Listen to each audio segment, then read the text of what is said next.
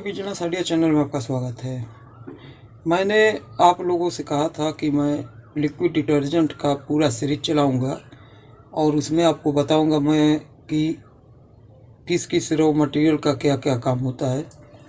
तो पिछले वीडियो में हमने एसएलएस लिक्विड के बारे में जाना, बहुत ही सरल भाषा में, सिंपल भाषा में आप लोगों को समझ में आया होगा।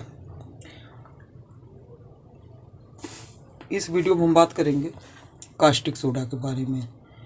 चैनल को लाइक कर दे, सब्सक्राइब कर दे, बेल आइकन घंटी दबा दे, जिससे कोई भी वीडियो बना आपके पास तुरंत पहुंच सके। देखिए, अगर आपको कोई भी प्रोडक्ट बनाना है जिसमें आपको एसी डिस्टिलरी यूज करना है, एसी डिस्टिलरी जिसमें आपको यूज करना है उसमें आपको कास्टिक सोडा यूज करना ही होगा। क्योंकि देखिए, एसी डिस्टिलरी न्यूट्रलाइज होता है कास्टिक सोडा से। समझ में आ गया। अब सवाल यहाँ पर यह आता है कि हमें कितना मात्रा में यूज करना चाहिए। तो देखिए, अलग अलग प्रोडक्ट के लिए अलग अलग आप कास्टिक सोडा मात्रा यूज कर सकते हैं। जैसे अगर आप लिक्विड डिटर्जेंट बनाते हैं तो आप किस क्वालिटी का बनाते हैं, यहाँ पर सवाल यह भी होता है कि किस क्वालिटी का बनाते हैं। जैसे मान लीजिए आपने अगर 1 kg वाटर लिया तो आप उसमें 20 ग्राम भी यूज कर सकते हैं, 30 ग्राम भी यूज कर सकते हैं, मतलब 100 ग्राम 200 ग्राम तक आप यूज कर सकते हैं लिक्विड डिटर्जेंट में। अगर आप डिटर्जेंट पाउडर में यूज करते हैं तब आप वाटर का मात्रा जितना लेंगे उतना आपको कास्टिक सोडा, जैसे आप 1 kg वाटर ले रहे हैं तो आपको 1 kg ही कास्टिक सोडा लेना होगा। क्योंकि देखिए, हमें इसे पाउडर फॉर्म में बनाना है। डिटर्जेंट पाउडर फॉर्म में होता है, तो उसमें अगर हम बहुत ज़्यादा वाटर ऐड करेंगे तो वह गीला हो जाएगा। तो डिटर्जेंट पाउडर में यह 2 से 3 kg तक यूज होता है, मतलब 100 kg में 2 से 3%, मतलब आप 100 kg बना रहे हैं तो आप उसमें 2 से 3 kg तक कास्टिक सोडा यूज कर सकते हैं। 2 से 3 kg वाटर, 2 से 3 kg कास्टिक सोडा। समझ में आ गया। अब आप साबुन के लिए बना रहे हैं तो साबुन के लिए जैसे मान लीजिए आपने अगर 1 kg वाटर लिया तो उसमें आपको 300 से 400 ग्राम तक आप कास्टिक सोडा यूज कर सकते हैं। साबुन में भी बात यही है कि आप किस क्वालिटी का बना सकते हैं। जैसे मतलब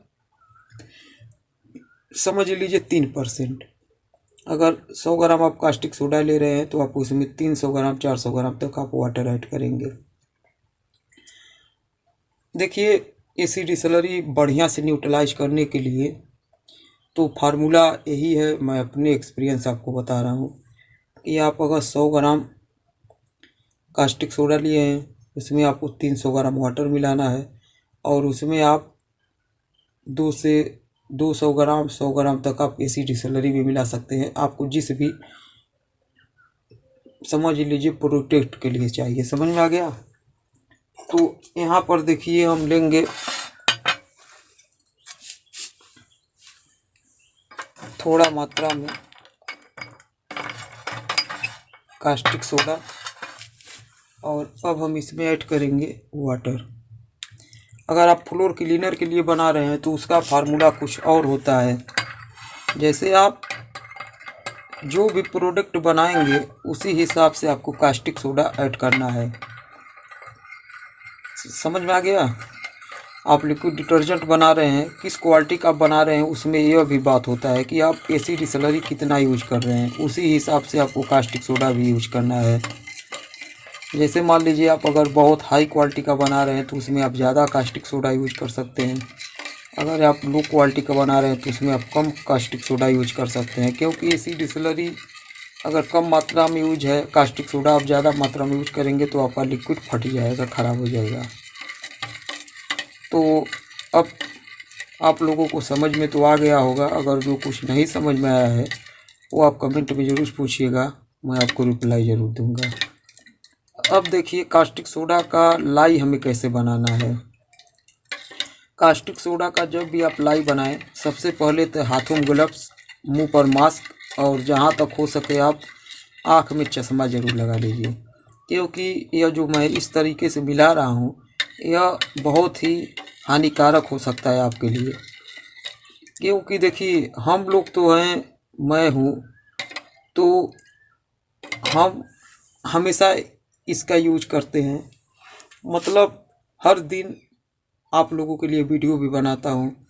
मैं अपना जो भी प्रोडक्ट बनाता हूँ उसमें भी कास्टिक सोडा यूज होता है, जैसे liquid detergent, Surf detergent powder. तो हमारा मेरा जो है एक्सपीरियंस हो गया है। मैं ग्लव्स नहीं पहनता हूँ, क्योंकि अगर यह मुझे लग भी जाता है तो इतना, देखिए जैसे किसी चीज़ का आदत लग जाता है, समझ में आ गया।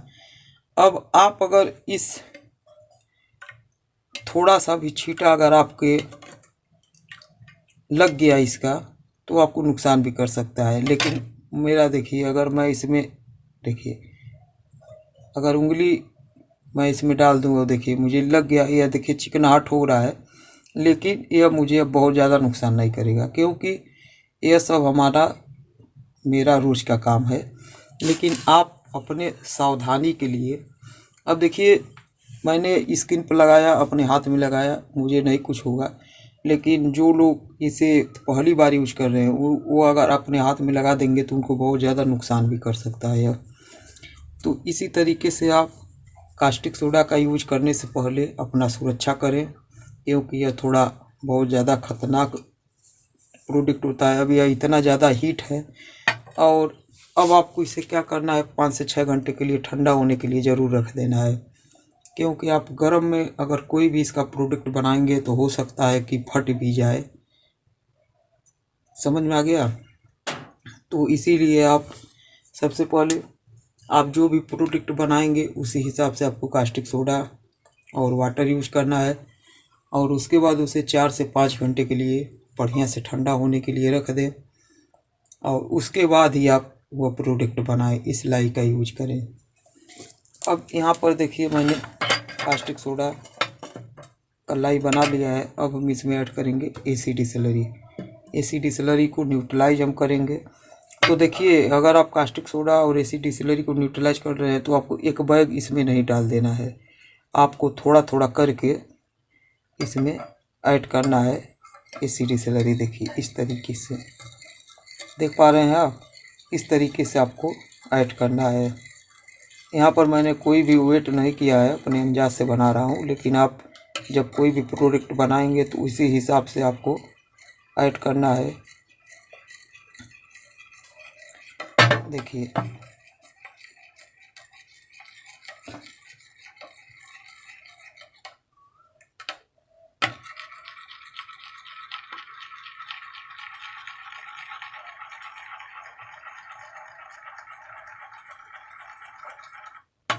अब यह बढ़िया से न्यूट्रलाइज हो रहा है।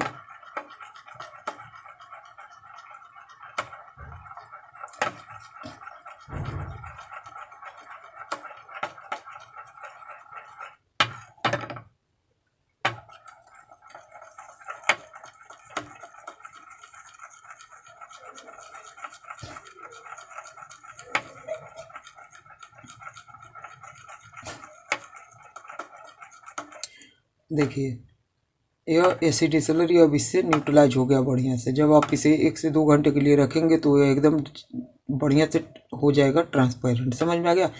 अब सवाल ये आता है कि हम एसिड डिसलरी और किस रॉ मटेरियल से न्यूट्रलाइज कर सकते हैं। तो देखिए मैं तो कास्टिक सोडा का भी यूज करता हूँ और सोडियम मेटासिलिकेट का भी यूज करता हूँ, क्योंकि सोडियम मेटासिलिकेट से भी एसिड डिसलरी बढ़िया से न्यूट्रलाइज हो जाता है। लेकिन वह थोड़ा कम पावर का होता है, कास्टिक सोडा बहुत ज़्यादा पावर का होता है।